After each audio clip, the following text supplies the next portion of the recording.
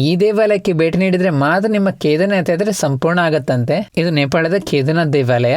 ಈ ದೇವಾಲಯದ ಬಗ್ಗೆ ಇನ್ನಷ್ಟು ಮಾಹಿತಿಯನ್ನು ನೀಡ್ತೇವೆ. ಈ ವಿಡಿಯೋನ ಕೊನೆವರೆಗೂ ನೋಡಿ. ಆರ್ಗಾಂದಿ ಟೂರ್ಸ್ ಅವರ ನೇಪಾಳ ಪ್ರವಾಸದ 8ನೇ ದಿನ ಇವತ್ತು. ಬೆಳಿಗ್ಗೆ ನಾವು ಬೇಗ ಜಲನಾರಾಯಣ್ ಟೆಂಪಲ್ ನೋಡಿಕೊಂಡು ನೇಪಾಳದ ಕೇದಾರನಾಥ ದೇವಾಲಯಕ್ಕೆ ಹೋಗ್ತಾ ಇದ್ದೇವೆ. ನೋಡ್ಬೋದು ನೋಡಿ, ಶ್ರೀ ಕೇದಾರನಾಥ ಶಿರ್ ಡೋಲೇಶ್ವರ ಮಹಾದೇವ್ ಮಂದಿರ್.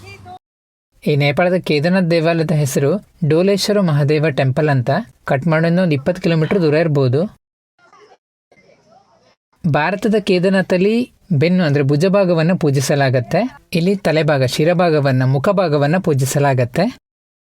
ಈ ದೇವಾಲಯಕ್ಕೆ ಭೇಟಿ ನೀಡಿದರೆ ಮಾತ್ರ ಕೇದಾರನಾಥ ಯಾತ್ರೆ ಸಂಪೂರ್ಣ ಆಗತ್ತಂತ ಕೂಡ ಹೇಳಲಾಗತ್ತೆ. ನೀವೇನಾದ್ರೂ ನೇಪಾಳಕ್ಕೆ ಬರ್ತಾ ಇದ್ರೆ ಈ ದೇವಾಲಯವನ್ನು ಕೂಡ ತಪ್ಪದೇ ನೋಡ್ಕೊಂಡು ಹೋಗಿ. ಟೂರ್ ಪ್ಯಾಕೇಜ್ ಅಲ್ಲಿ ಬಂದರೂ ಕೂಡ ಅವರೇ ತೋರಿಸ್ತಾರೆ. ನಾವು ಬಂದಿರೋದು ಆರ್ಗಾಂದಿ ಟೂರ್ಸ್ ಅವ್ರ ಜೊತೆ.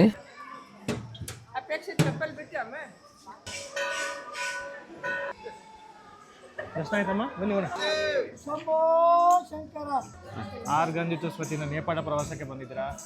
ಇವಾಗ ನೇಪಾಳ ಕೇದಾರನಾಥ್ ಅಂತಾರೆ, ಡೋಲೇಶ್ವರ ಮಹಾದೇವ್ ದರ್ಶನ ಮಾಡಿದ್ದೀರಾ. ಹೆಂಗ ಅನ್ಸುತ್ತೆ ಸರ್? ತುಂಬ ಚೆನ್ನಾಗಿದೆ ಸರ್, ಫಸ್ಟ್ ಕ್ಲಾಸ್ ಇದೆ. ಬರೋಗೇನಿಲ್ಲ ಸರ್?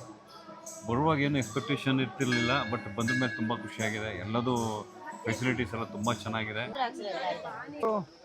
ನಾವೀಗ ಡೋಲೇಶ್ವರ ಮಹಾದೇವ ಟೆಂಪಲ್ ನೋಡಿ ಆದ್ಮೇಲೆ ಈಗ ನಾವಿಲ್ಲಿಂದ ಜಗತ್ತಿನ 2ನೇ ಅತಿ ಎತ್ತರದ ಶಿವನ ಮೂರ್ತಿಯನ್ನು ನೋಡ್ಲಿಕ್ಕೆ ಹೋಗ್ತಾ ಇದ್ದೇವೆ. ಅದ್ರ ಬಗ್ಗೆ ಎಲ್ಲ ನೀವು ಮುಂದಿನ ವಿಡಿಯೋದಲ್ಲಿ ನೋಡಬಹುದು. ನಮ್ಮ ಪೇಜ್ನ ಫಾಲೋ ಮಾಡ್ಕೊಳ್ಳಿ. ಈ ವಿಡಿಯೋನ ನಿಮ್ಮ ಸ್ನೇಹಿತರಿಗೆಲ್ಲ ಶೇರ್ ಮಾಡಿ. ಆರ್ಗಾಂದಿ ಟೂರ್ಸ್ ಅವರ ಫೋನ್ ನಂಬರ್ನ ಕೊಟ್ಟಿರ್ತೇವೆ, ಅವ್ರನ್ನ ತಪ್ಪದೆ ಒಮ್ಮೆ ಕಾಂಟ್ಯಾಕ್ಟ್ ಮಾಡಿ ನೀವು ಅವ್ರನ್ನ.